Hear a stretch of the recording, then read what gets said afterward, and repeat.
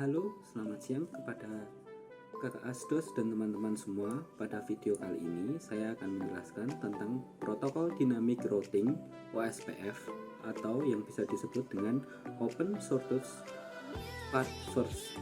Pertama-tama perkenalkan diri dulu, karena ada pepatah yang pernah mengatakan bahwa tak kenal maka tak sayang. Jadi perkenalkan dulu, nama saya adalah Misak Ferdian Pamungkas. Teman-teman saya biasa memanggil saya dengan nama Misak. NIM saya adalah 672018-105.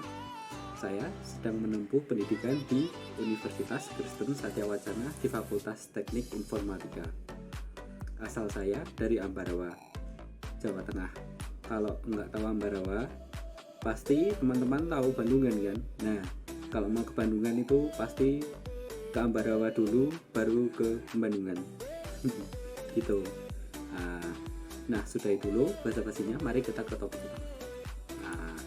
Pertama-tama, OSPF atau Open Source Path First merupakan sebuah routing protokol berjenis IGRP atau Interior Gateway Routing Protocol yang hanya dapat bekerja dalam jaringan internal suatu organisasi atau perusahaan.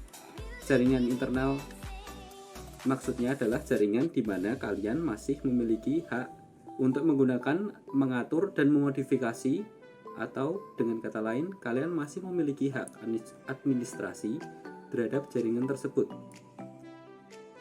Jika kalian sudah tidak memiliki hak untuk menggunakan dan mengaturnya, maka jaringan tersebut dapat dikategorikan sebagai jaringan eksternal. Selain itu, OSPF juga merupakan routing protokol yang berstandar terbuka. Maksudnya adalah routing protokol ini bukan ciptaan dari vendor manapun. Dengan demikian, siapapun dapat menggunakannya. Perangkat manapun dapat kompatibel dengannya, dan dimanapun routing protokol ini dapat diimplementasikan. Ya, bisa disebut sebagai open source ya teman-teman.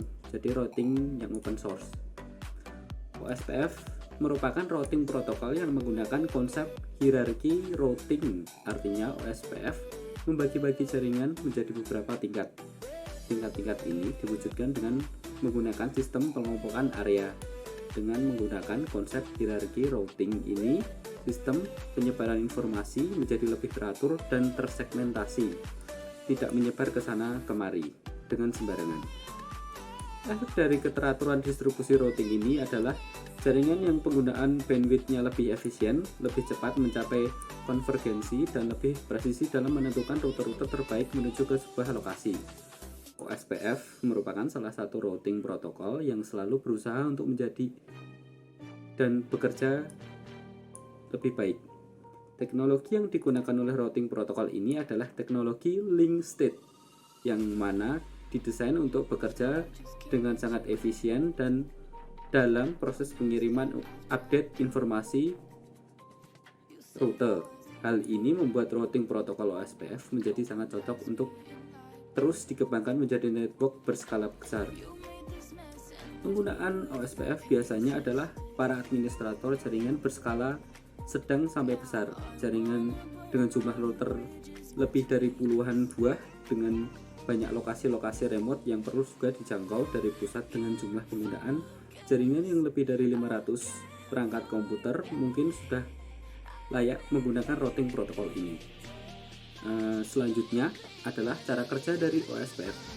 Untuk menjalankan pertukaran informasi routing, OSPF akan membentuk sebuah komunikasi dengan router lain yang berhubungan langsung atau yang berada di dalam suatu jaringan dengan router OSPF tersebut disebut dengan neighbor router atau router tetangga. Router OSPF mempunyai sebuah mekanisme untuk dapat menemukan router tetangganya dan dapat membuka hubungan.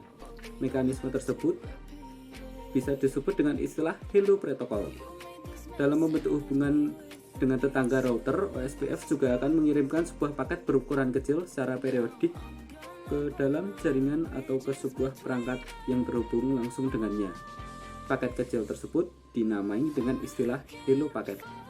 Pada kondisi standar, hello paket dikirimkan berskala setiap 10 detik sekali atau dalam media broadcast multicast, dan 30 detik sekali dalam media point to point. Hello paket berisikan informasi seputar pernak-pernik yang ada pada router pengirim. Hello paket pada umumnya dikirim dengan menggunakan multicast address untuk menuju semua router yang menjalankan OSPF dengan IP multicast 224.0.0.5.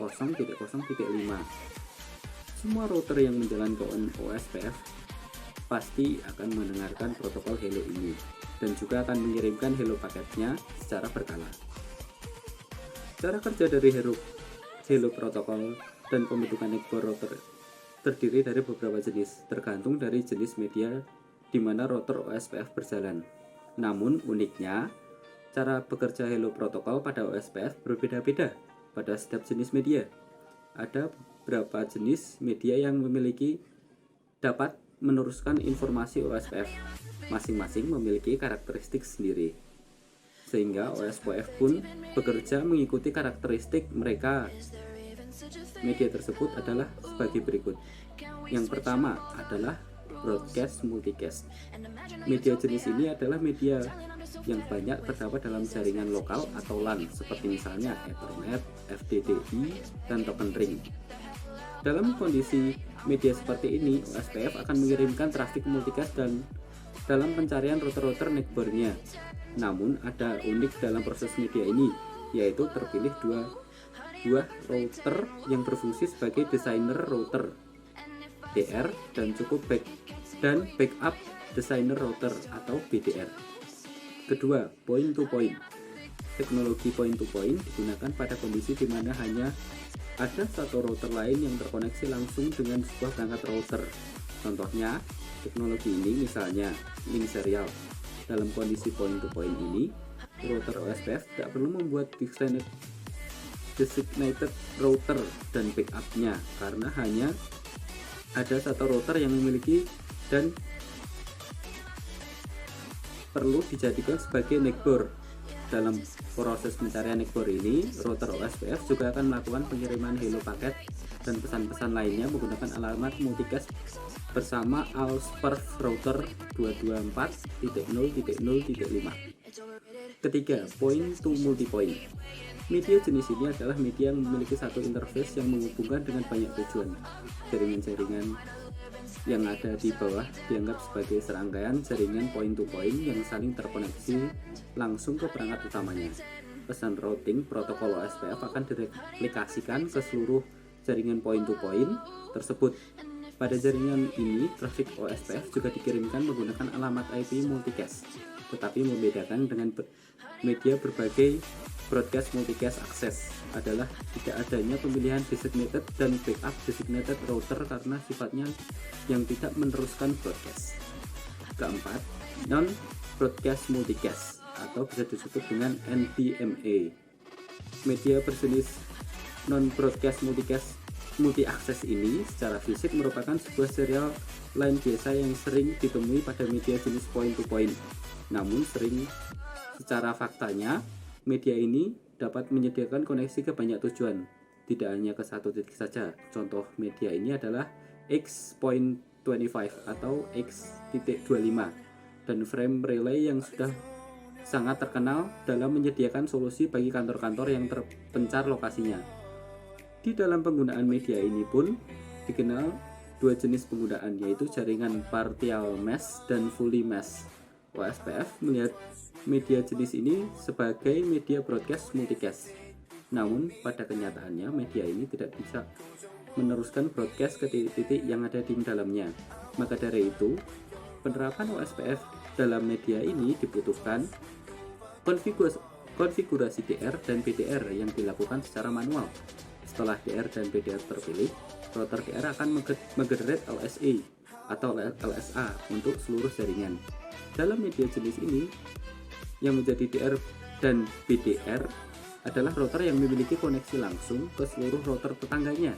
Semua trafik yang dikirimkan dari router network akan direplikasi oleh DR dan BDR untuk masing-masing router dikirim dengan menggunakan alamat unicast atau seperti layaknya proses OSPF dan media point to point. Selanjutnya adalah karakteristik dari OSPF. Protokol routing OSPF memiliki karakteristik sebagai berikut. 1. Merupakan link state routing protokol, sehingga setiap routing memiliki gambaran topologi jaringan. Yang kedua, menggunakan hello paket untuk mengetahui keberadaan router tetangga atau neighbor router. Yang ketiga, routing update hanya dikirim bila terjadi perubahan dalam jaringan yang dikirim secara multicast. Yang keempat, dapat bekerja dengan konsep hierarki karena dapat dibagi berdasarkan konsep area. Yang kelima, menggunakan cost sebagai matriks dan dengan cost terendah yang menjadi metrik terbaik. Yang keenam, tidak memiliki keterbatasan hub count, tidak seperti RIP yang hanya bisa menjangkau 15 hub count. Yang ketujuh, merupakan classless routing protocol. Yang kedelapan, secara default nilai administratif distance adalah 110. Yang kesembilan, memiliki fitur authentication pada setiap pengiriman router update. Dan selanjutnya adalah kelebihan dan kekurangan OSPF. Untuk kelebihannya terdahulu adalah OSPF ini adalah 1. OSPF menggunakan pembagian jaringan berdasarkan konsep area-area. Yang kedua, konsep jaringan yang hierarki sehingga membuat proses update informasinya lebih termanajemen dengan baik. Yang ketiga, adanya convergence di mana router akan menerima informasi dari router lain, bertindak sebagai tetangganya, sehingga pada akhirnya seluruh informasi yang ada dalam jaringan dapat diketahui oleh semua router yang ada di dalam jaringan. Yang keempat, sistem update routing yang cukup teratur. Yang kelima, OSPF menghambat penggunaan bandwidth jaringan. Yang keenam, OSPF menggunakan cost sebagai metrik. Dan untuk kekurangan OSPF itu sendiri adalah yang satu, membutuhkan basis data yang sangat besar, tentu saja karena ini adalah untuk enterprise ya teman-teman. Dan dua, untuk mengonsumsi banyak resource atau sumber daya. Yang ketiga, membutuhkan perencanaan dalam pendesain dan mengimplementasikan dalam jaringan. Selanjutnya pada kesimpulannya, OSPF atau Open Short Path First adalah sebuah protokol routing otomatis atau dynamic routing yang mampu menjaga, mengatur, dan mendistribusikan informasi routing antar network mengikuti setiap perubahan jaringan secara dinamis. Ada tipe paket yang digunakan OSPF yaitu Hello Packet Tracer, Database Description (BDR), Link State Request (LSR), Link State Update (LSU), dan Link State Acknowledge (LSACK).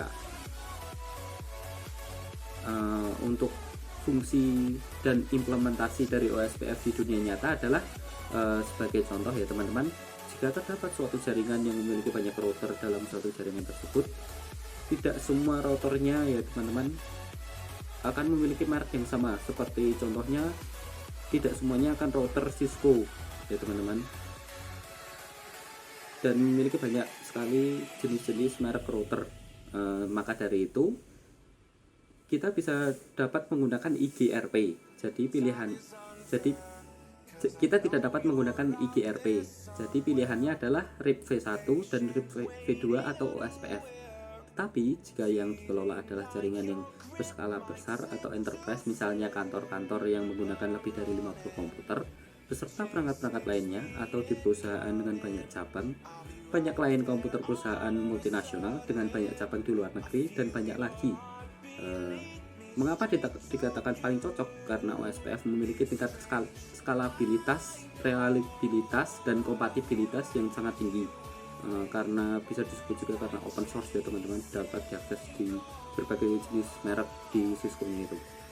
Maka OSPF adalah pilihan protokol yang satu-satunya agar semua router tersebut bisa melakukan routing seperti itu ya. Seperti itu ya teman-teman. Selanjutnya, untuk pesan dalam perkuliahan yaitu bisa disebut menyenangkan karena dapat ilmu di setiap materi yang diberikan dari asdos maupun dosen. Jadi semakin tahu bagaimana cara kerja sebuah jaringan networking. Tentu saja asdos yang baik hati. Dan satu yang sedih, nggak bisa praktek di lab secara langsung dan nggak bisa menggunakan alat Cisco, padahal udah bayar lama, mahal-mahal juga. Untuk pesan masukan, untuk pesannya Mbok masuk masih pengen jajal praktek. Selebihnya udah nggak ada mas, udah perfect, udah sangar. Kalau curhatannya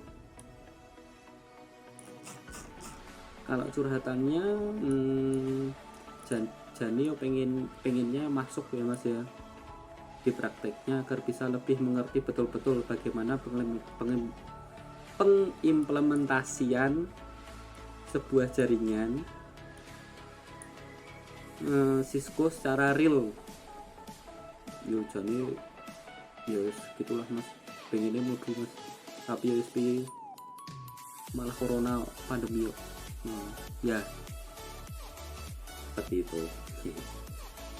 Dan cukup ya, sekian video penjelasan OSPF. Semoga apa yang saya sampaikan dapat bermanfaat, dan maaf kalau ada salah kata atau kata-kata yang kurang menyenangkan, mohon maafkan. Sekian dan terima kasih.